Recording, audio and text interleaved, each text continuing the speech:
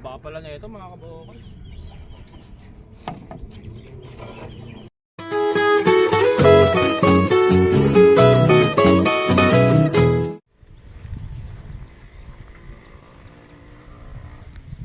Mga kabukals, nakita nyo ba yung mga kambing na yan? Ayan, yun pa. Yun. Lahat ng yan hindi akin. Ayan, so nandito tayo sa lote ni Sir June. Shoutout kay Sir June from Norway. Ayan, so kahapon nga nag-clearing operation tayo dun sa loob. Tinanggal natin lahat ng mga kawayan na pwede pa. Then dito muna natin nilagay. Ngayon, ang ginagawa ko, gumagawa ako ng pagpapatungan natin ng kawayan. Ikakamada natin yung nakaangat sa lupa para hindi siya basta-basta mabulok. And then para yung ilalim ay tubuan pa rin ng damo at maging pagkain pa rin ng ating mga kambing. Makalulusot pa rin sila sa ilalim para manginain, para ma-maximize pa rin natin yung lote ni Sir June para sa ating pastulan nga ng ating mga kambing. Yan, so iaayos ko lang po kasi sayang yung mga kawayan na marami pa mapapanabangan dito para yung mga talagang hindi na pa pwede, yun ang itatapon natin. Ayan, so naghuhukay muna ako dito. Ito na, iposte ko na eh. Yan, iposte ko na itong dalawa. Ayan, pak, balagbag na lang kulang yan. Tapos may kasaluhan siya rito. Yan, dalawa sila. Tapos dyan natin papatong yung mga kawayan. So tara, let's go to work habang kumukulog-kulog at makulimlim at nagbabadyang umulan, pero hindi natin alam kung tutuloy. So samantalahin natin na hindi mainit. Ayan mga kabukals, so hukay muna tayo ng pamposte. Yung paglalagay ng poste.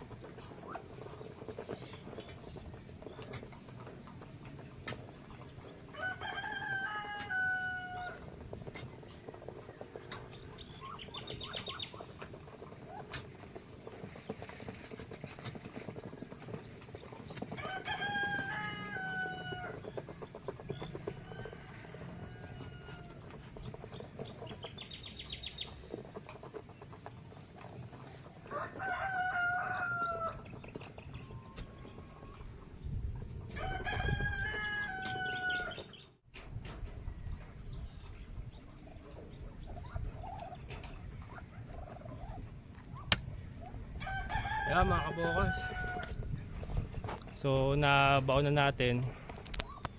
Ngayon popostehan ko ng dalawa, tapos maglalagay tayo balagbag. Mga kabukals, pipili tayo ng poposte natin dito, yung solid, yung matigas.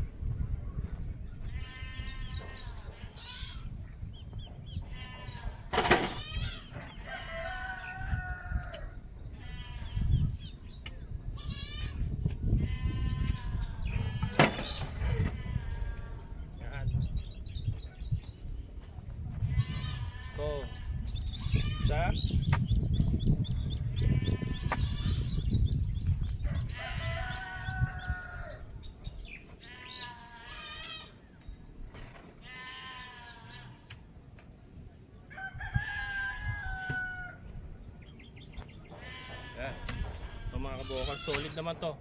Medyo payat siya pero solid. Teka, padadayin ko muna si mga kabukals, si Bubbles, at nag-iingay si Bambi. Ibig sabihin magpapadede siya. Kaya mga kabukals, tuloy natin.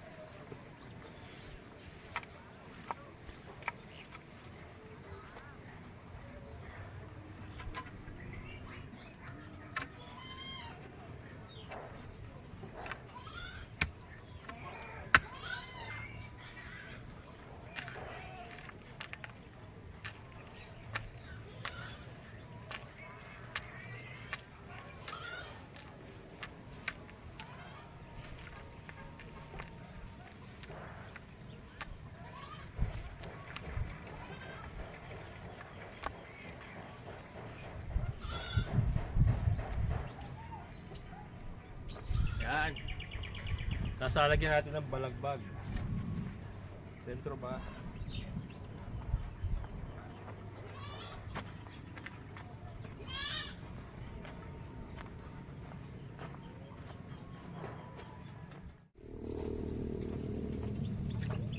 Kaya mga kabokal, so ito yung gagawin natin pambalagbag.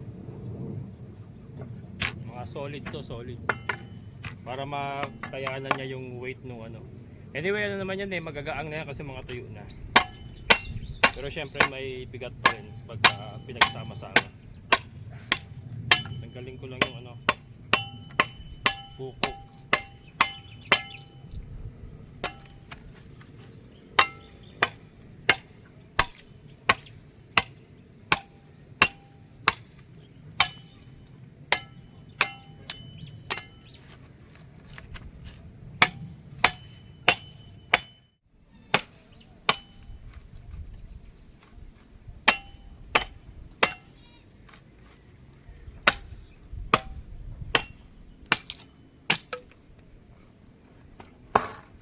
Ito tanggalan din natin para hindi hazard sa mga kambing natin.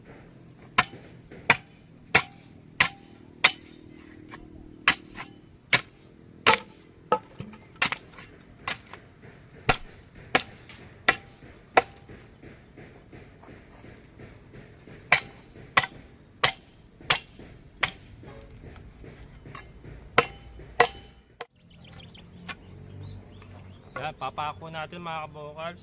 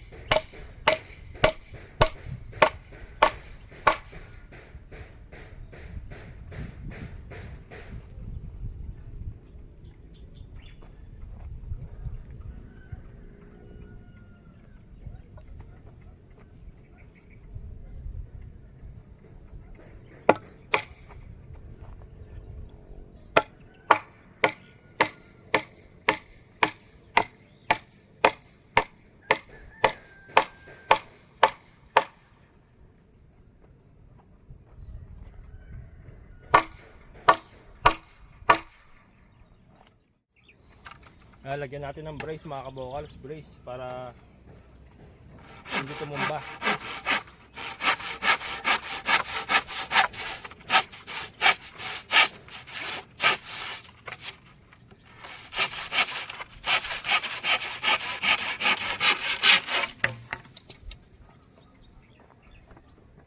Yan, kabilaan dito sa kadun.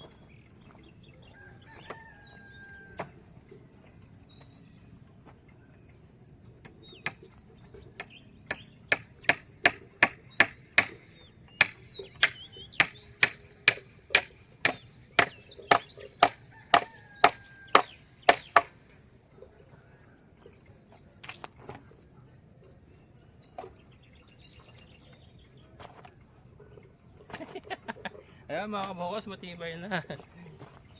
Kaya tatali ako pa ng alambre. Tali natin alambre para sure kasi baka mabagsak kayo ating mga kambing. Delikado. Pero ano naman na, secured na yun.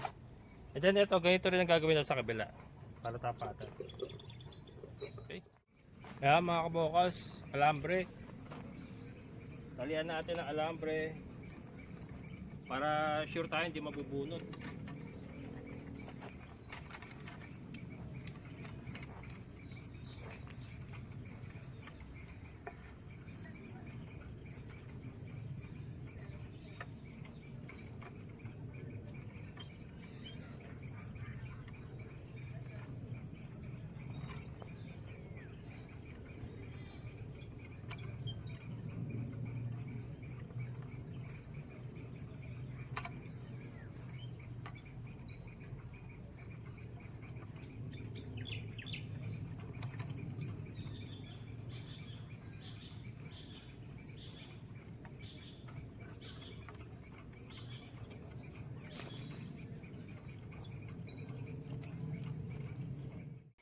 O ayan mga kabokals, na buo na natin yung ating patungan.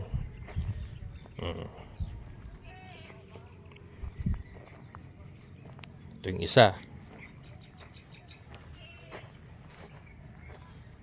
Yan.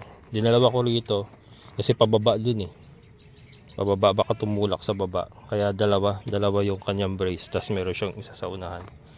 Yan.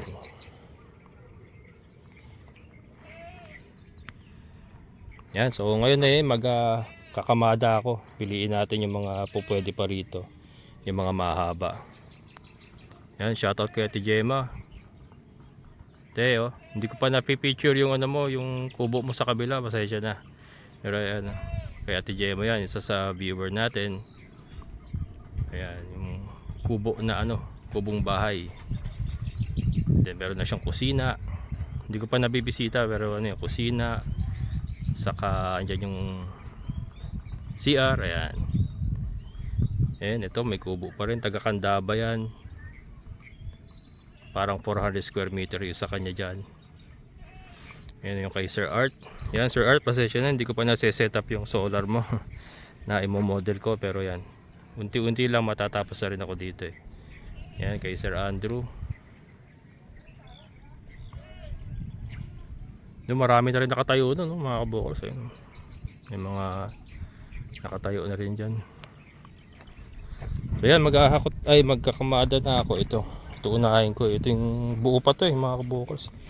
Napakaganda na itong kawain na to eh. Buong buo pa yan. Kailangan may angat para hindi siya masira. Lalo na ngayon magtatagulan na. Pero yan naman mauunti-unti yan pag may gagawin tayo. Magagamit-gamit na rin yan. Yan, butit nakisama ang araw. Nagkubli sa kaulapan. Walang araw kasi makulimlim mga kabukals. Siguro umulan sa ibang lugar kasi kanina kumukulog eh. Kaya lang hindi naman tumuloy dito. Sa ibang lugar yan siguro malakas ang ulan. Yan, tara magkamada tayo.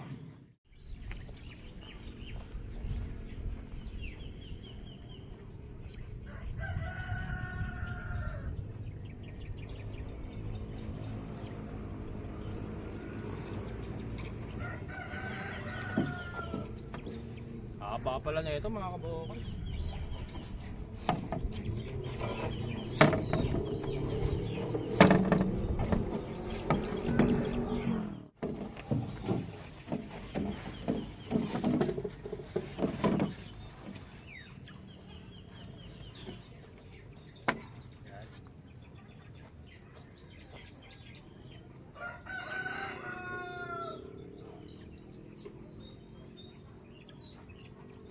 Mga kailangan pa ng gitna mga kabukal.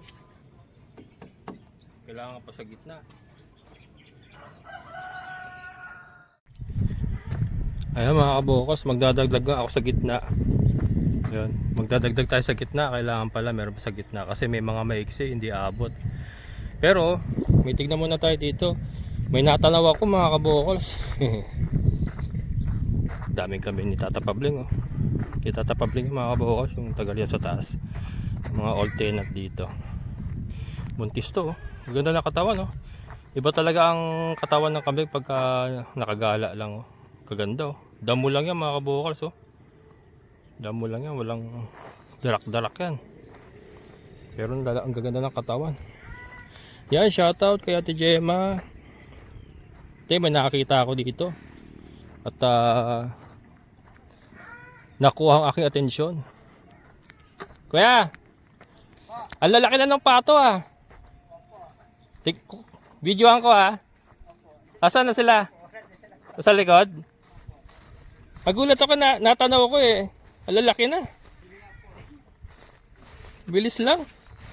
May isang buwan na ba sa yan? Mga 2 weeks pa ay 4 weeks yata. Mag-isang buwan. Isang buwan. Isang buwan na ano. Ay, isang buwan. Isang buwan na.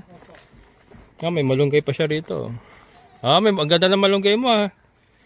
Ayan mga kabukals, yung binenta nating ducklings kay kay Kuya Marshall, kay Ate Gemma.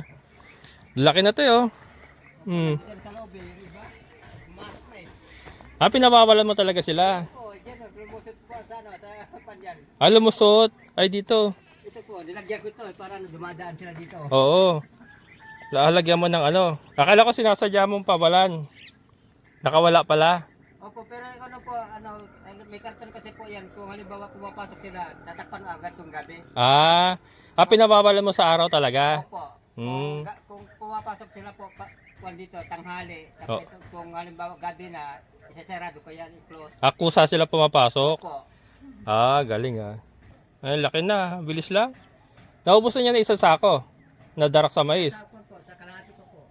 May kalahati pa. Kasi, dyan eh. Nakakapanginain sila rito eh. Nakakalabas sila. Ito kasi open field pa to mga kabukals eh ang ganda ng tubo na malunggay mo ah. Yun nga po eh, kaso lang po, masyado matako kasi eh. Sa tubig? Hindi, masyado matako din sa yung malunggay.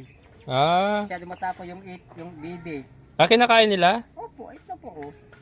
Ito po oh, yan oh. Yung kinakain nila Ayan po. Yung naabot nila Opo, kaya nilagyan ko ng Pero pag tumaas naman na yan, hindi na nila maabot yan. Opo. Dito kasi sa area mo, basa pa rin talaga yung ilalim ng lupa no? Opo, kaso lang po, kailangan linisin ko kasi baka may ahas. Baka may ahas, kaya permis ka nagtatabas dito, Opo, para malinis po, paligid sa labas. Oo. Ang galing na ko dito eh. Kaya, lahat po nilinis ko lahat eh. Paligid Opo. Galing. Hello ducks, ayun ang dami dami nila mga kabukals ang laki ng gulong laki ng gulong mo Yung araw-araw kasi yung tubig nila nilinisan eh. Ayun ang lubluban nila. Opo. Ayan plagana. Opo. Galing Tapos nakalalabas lang sila dito mga kabukals. Yan, Ate Gemma, lalaki na ng mga ducklings. Isang buwan pa po, di ba? Isang buwan na yata sa ito eh. Bilis lang Yun nga po eh.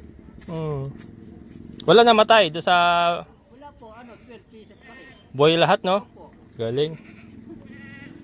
Ayos. Kaya lang magkakapatid yan. Magkakapatid. Lahat po. Pagka nag-breed ka, kailangan kuha kayo ng isang barako sa iba. Walang lalaki to po? Hindi, may lalaki dyan. Kaya lang yung hindi mo sila, pag pinag-asawa mo sila, magkakapatid kasi yan. Ibig sabihin wala yung lalaki ganun? Yung babae, paparisan ng ibang barako. Ihiwalay mo yung kapatid nila pag malalaki na. Para hindi mag-asawahan. Bali, ang mangyari siguro niya, maggawa ka ng isang kwarto para sa lalaki saka sa babae. Pag ihiwalay mo. Bali, yung lalaki, bibigyan nyo ng ibang babae. Yung babae, bibigyan nyo ng ibang lalaki. Hindi magkakapatid po. Ito kasi magkakapatid. Para kukuha kayo ng ng ibang batch naman na lalaki babae. Tapos pagpapalitin mo lang. Saan tayo makabili nito po? Maghanap tayo kung kailangan nyo na. Hindi ka naman kahit mga isang pirasong lalaki lang naman 'yan. Importante di ba yung Yung tas yung lalaki kung gusto mong magkatay ni Ate Gemma. Katay-katay na lalaki. Yung babae lang naman kailangan mo diyan para dumami sila eh. mami po? Ayan. Kasi lumaki eh. Kasi Bilis lang eh. wala, isang buwan eh. Oo. Ganda kasi ng lugar nila dito, nakapanginain eh. Oh. Opo. Lalo na kung tag-ulan niya kasi matubig dito. Ayan, sige kuya. Istorbo. Nakita ko kasi natanaw ko yung lalaki ah. Nandun ako gumagawa ako ng ikakamado kay mga kawayan. Tuwing umaga yan po, bubuksan ko na yan yung labahin. Tapos lalabas na sila kusa. Tapos tuwing tanghali, papasok ulit sila. Oo. Tanghali, open yan eh. Oo. Open yan, tanghali, open yan. Tapos hapon, halimbawa, umuwi ako sa galing sa trabaho. Oo. Alas 5, nandito na sila. Kusa na, oo. Kasi check upin ko yung ilang pon yan eh. Kung nababawasan eh, no? Oo. Yun. Tama-tama naman, walang bawas. Marunong naman yung mga yan eh. Opo. Saka dyan lang naman sa tabi-tabi yan eh. Nandito lang sila, oh. Diyan na, paikot-ikot lang sila. Paikot-ikot lang. Ito lang yung kuwan ko, sinusuporta nila. Ito yung tanim ko, kamatis. Ay. Mayroon sila kuwan eh. Naubos yung kamatis ko eh. Ay, inubos. Opo, yung dahon. Ito po, kamatis. Yan po. Ito, wala pang ano. Ito, yung may kuwan, may bulaklak na yung mga iba eh. Oo. Ito, hindi pa eh. Ano yung nasa paso? Hindi po yung yung tawag dyan. Yung, Sigarilyas. opo. Ayun, oo. Ito po yung yung pechay, tapos nibili ni kay Ma'am Glenda yung yung tawag dito. Ang tawag dito yung Pako? Para po, pa, hindi. yung yung parang pechay din daw. Tawag yan. Yung Hindi. tawag din sa akin, Bago sa akin yan eh. yung yung Ayos siya, may mga pang-ulam-ulam pa, paano? Kanya po. Oo. Pero yan lang po nabuhay eh. Oo, okay lang naman Kaya yan. magpatay eh. Tanim ka uli. Yun nga po. Eh. Yung posto mo, kamusta? Ganun din po, paras din Yung matagal din lumalabas. Humina na rin, no? Opo. Kasi tag-init eh. Yun nga po. Pero nakakuha ka pa naman. Opo, nakaipon din ako ng mga yung yung urokan nga. Isang drum. Opo. Tas Pero tis-tis lang. tis lang, oh. Opo. Ba tag-ulan naman, lalakas na uli yan eh. Opo, pero baka yung tag-ulan, baka lumalabo yata yung tubig. Yun lang, lumalabo sa inyo. Lumalabo. Oo. Kasi medyo mababaw lang yan eh. Yun nga po. Oo. Sige. Sige kuya. Sige po. Oo, thank you. Ay, may bulaklak na yung kamatis nyo. Ayan mga kabukos, balik tayo sa trabaho. Natanaw ko lang eh. Kaya nagmarites tayo. Ayan, the Gemma. Ang lalaki na nung ducklings.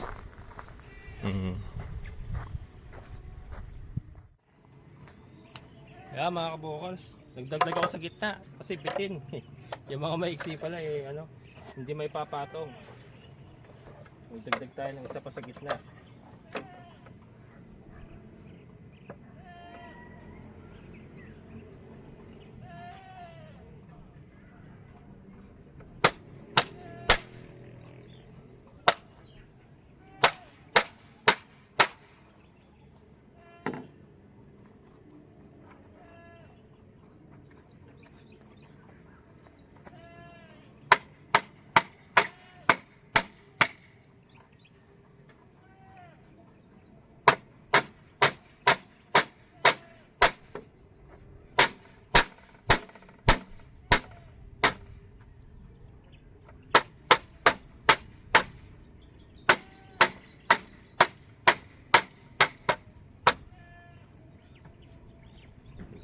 Yan. Talihan ko na lang ng alambre.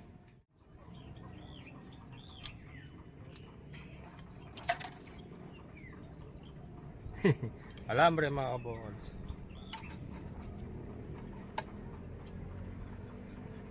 Mukhang hindi ko na makakamada ngayon mga kabokols kasi 5:30 na. Papakain pa ako ng mga alaga. Pero at least ay naiporma na natin. So kamada na lang bukas.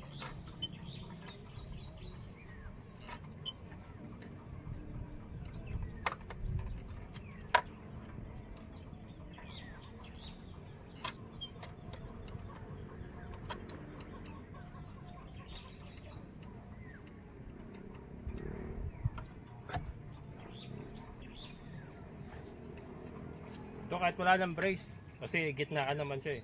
Kumbaga sasaluhin lang naman niya yung mga maiksi.